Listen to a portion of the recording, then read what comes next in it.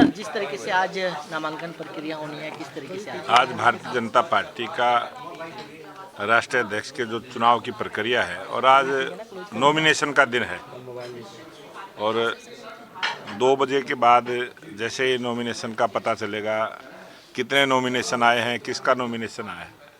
और भारतीय जनता पार्टी में लोकतंत्र के तरीके से लोकतंत्र को मजबूत करते हुए जिस प्रकार से हम लोकतंत्र को मजबूत करने की बात करते हैं, उसी प्रकार से पार्टी में भी लोकतंत्र प्रक्रियाओं को हम पूरा करने का काम करते हैं। सर, 45 साल की एज में एक राष्ट्रीय अध्यक्ष बनना कितना बड़ा आप मानते हैं? अभी आने वाले दिनों में विधानसभा चुनाव भी है।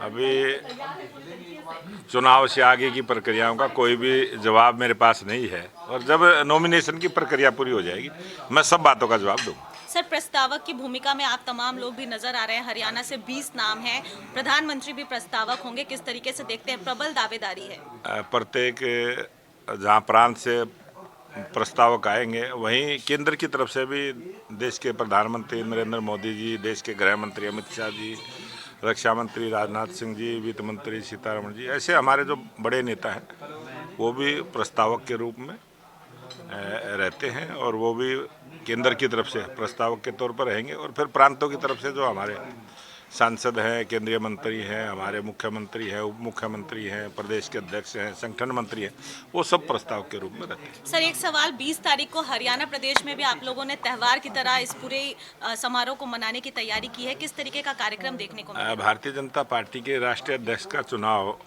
और उसकी जैसे ही 20 तारीख को घोषणा होगी पूरे देश के अंदर और अंतर्राष्ट्रीय स्तर पर भी जहाँ भी भारत का व्यक्ति रहता है जो भारतीय जनता पार्टी का समर्थक है वो बहुत खुशी के वातावरण में रहेगा और बहुत बड़ा उत्सव है।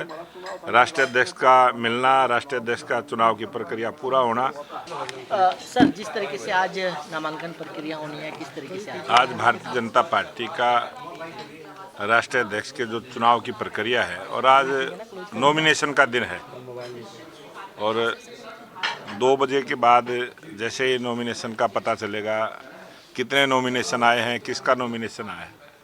और भारतीय जनता पार्टी में लोकतंत्र के तरीके से लोकतंत्र को मजबूत करते हुए जिस प्रकार से हम लोकतंत्र को मजबूत करने की बात करते हैं, उसी प्रकार से पार्टी में भी लोकतंत्र प्रक्रियाओं को हम पूरा करने का काम करते हैं। सर, 45 साल की एज में एक राष्ट्रीय अध्यक्ष बनना कितना बड़ा आप मानते हैं? आने वाले दिनों में विधानसभा चुनाव भी है। अभी चुनाव से आगे की प्रक्रियाओं का कोई भी जवाब मेरे पास नहीं है और जब नॉमिनेशन की प्रक्रिया पूरी हो जाएगी मैं सब बातों का जवाब दूंगा। सर, प्रस्तावक की भूमिका में आप तमाम लोग भी नजर आ रहे हैं। हरियाणा से 20 नाम हैं, प्रधानमंत्री भी प्रस्तावक होंगे, किस तरीके से देखते हैं? प्रबल दावेदारी है। प्रत्येक जहाँ प्रांत से प्रस्तावक आएंगे वहीं केंद्र की तरफ से भी देश के प्रधानमंत्री नरेंद्र मोदी जी, देश के गृह मंत्री अमित शाह जी, रक्षा मंत्री राजनाथ सिंह जी, वित्त मंत्री सीतारमण जी, ऐसे हमारे जो बड़े नेता हैं वो भी प्रस्तावक के रूप में रहते हैं और वो भी केंद्र की तरफ से प्रस्तावक के तौर पर रहेंगे और फिर प्रांतों की तरफ से जो हमारे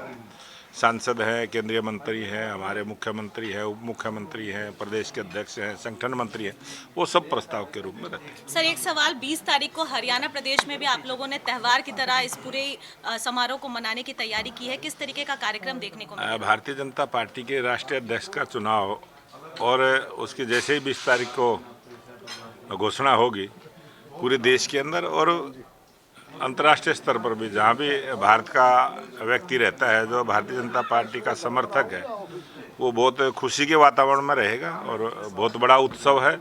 राष्ट्रीय अध्यक्ष का मिलना, राष्ट्रीय अध्यक्ष का चुनाव की प्रक्रिया पूरा होना, ये एक त्यौहार के रूप में हम इसको मनाने का काम करेंगे। Thank you sir.